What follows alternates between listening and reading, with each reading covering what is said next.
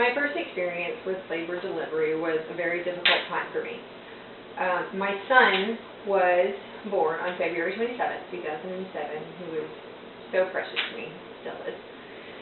But we decided to do a midwife instead of going to a hospital.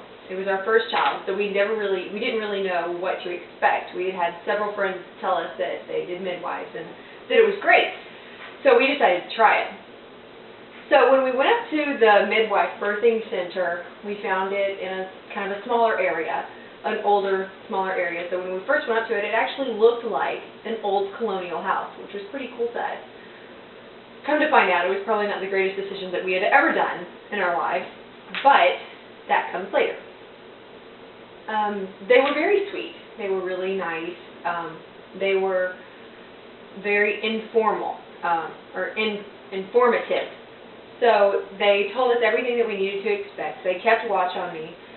I had weekly visits, monthly visits on different things. They kept monitor of the baby, and it was really good at first. When we finally went into labor, my water had broke in the middle of the night. So we got up, we went over to their place, because that's where we were supposed to go. We decided that we were going to give birth in their facilities instead of our home. We get there, and they had already considered me to be anemic. So I was already with low blood sugar, low iron. I could have been weak at the time, and it was in the middle of the night, so I hadn't had anything to eat in a very long time. By the time it was actually time for me to give birth, I had already been in over 20 hours of labor. I had gone through the rest of that night and the rest of that day, past midnight of the next night, in labor after my water had broke. It had been almost 30 hours.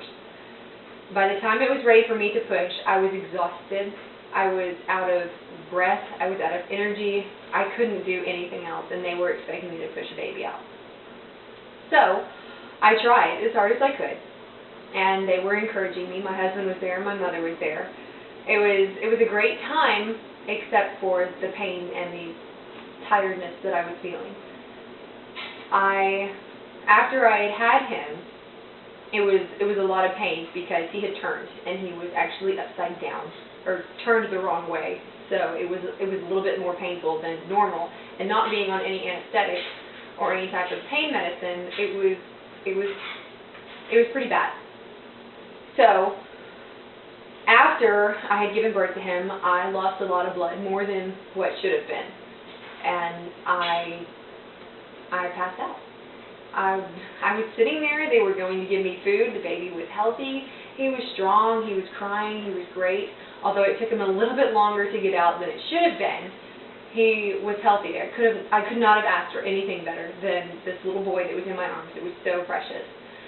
And it was gone. I mean, I was sitting there, and it just got dark. And the next thing I remember is Donnie and my midwife sitting over me, trying to get my attention, asking me what color my eyes are, what color is my hair, what's my birth date, what's my name. I didn't even realize what had really happened, and I had passed out. My husband was so mad. After that, they kept trying to get the baby in line, even though he was fine. They were trying to, get him dressed, get him cleaned, get him all together, which is great. That's what we could have. It was great. They took care of him, but it was to the point by then that my life was on the line, and I could have lost it. My husband could have lost me. Joshua, my son, could have lost his mother. And to have that life-threatening situation for my husband to lose his wife that had only been married for not even 2 years, it was very, very frustrating for him, because they were not taking care of me as they should have been. So I obviously turned out fine. I almost passed out 2 more times after that, but they actually had the packets of the smelling stuff that would wake you up. So I think they used about 5 more of those on me before I was actually able to be stable.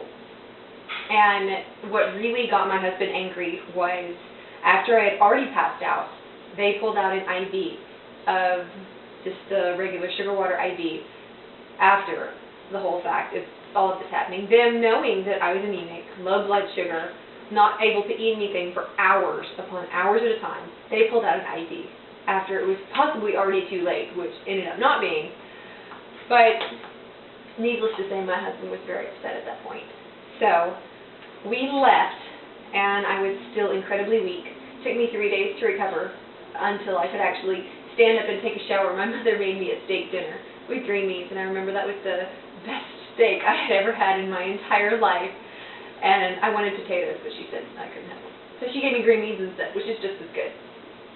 So that was the first time that I had strength since I had my son, that I could stand up in the shower and bathe, because I was that weak. It took that much out of me. So that was my first experience with labor and delivery. My other 2 children came out great. They were both in hospitals, both had epidurals, and they were both healthy, beautiful girls. And my son still is a healthy, beautiful little boy, and he is so strong, so smart. Nothing in that birth gave him any mental defects, any physical defects. He is beautiful, he is amazing, and he's my little boy, and he's my first. So, my labor and delivery experiences will always be in a hospital with an epidural. Thank you, midwife. So, I will not be experiencing that again. And that is my first experience.